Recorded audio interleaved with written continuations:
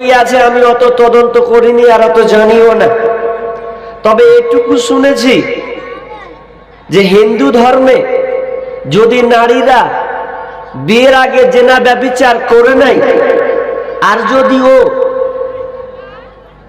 গঙ্গা নদীতে একবার ডুব মেরে দেয় তাহলে সে নাকি পবিত্র হয়ে গেল। বিয়ের আগে তাদেরকে গঙ্গা নদীতে একটু ডুবুন মারিয়ে দিল, তার মানে ওর পাপ সব ঝরে গেল। এটা হচ্ছে হিন্দুদের ধর্মের কথা।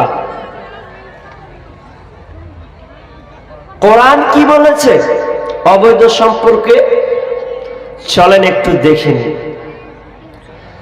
বিসমিল্লাহির রহমানির রহিম।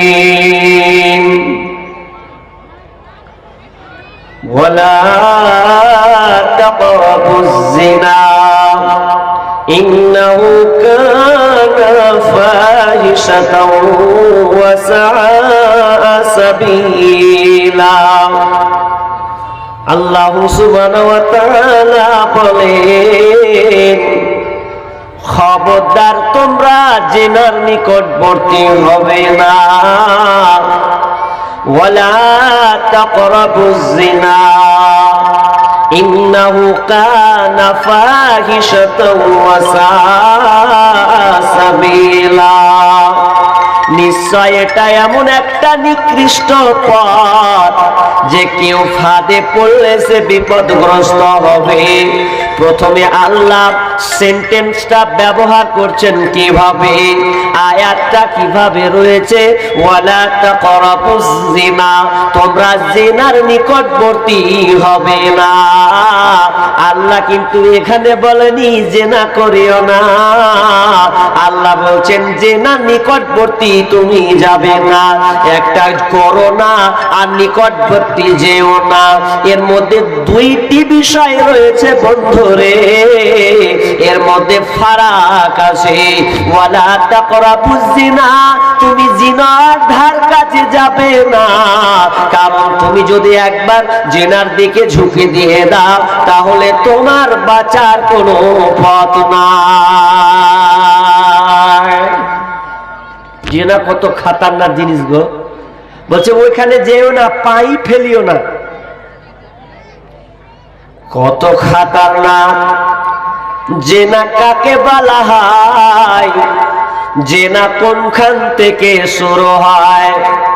যখন শুরু হবে চোখের দেখাতে, চোখ যখন দেখে ফেলবে তখন আপনার কিনা মুখটা শুরু করবে, মুখ যখন শুরু হবে হাতটা বাড়বে, এ করে পা আগাতে থাকবে, এ করে আপনার কিনা পুরো বডিটা ওই জেনা নিকটবর্তী চলে যাবে।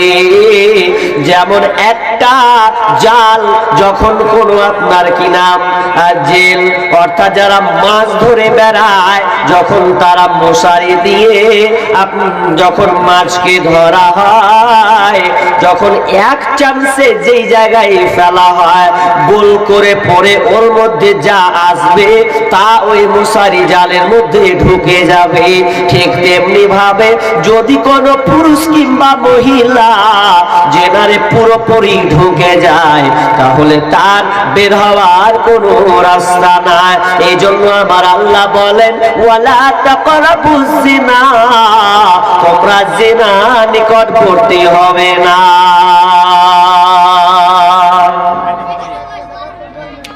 কত খারাপ জিনিস জেনা গো। সমাজে জেনা আছে না নাই? আছে। বলতে লজ্জা লাগবে বাবজি, গ্রামের হলে মুখ ঢাকতে হয়। কি খবর দিব?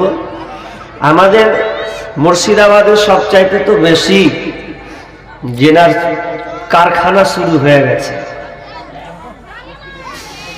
অথচ শুনেলেন জেনা কত নোংরা, কত খারাপ।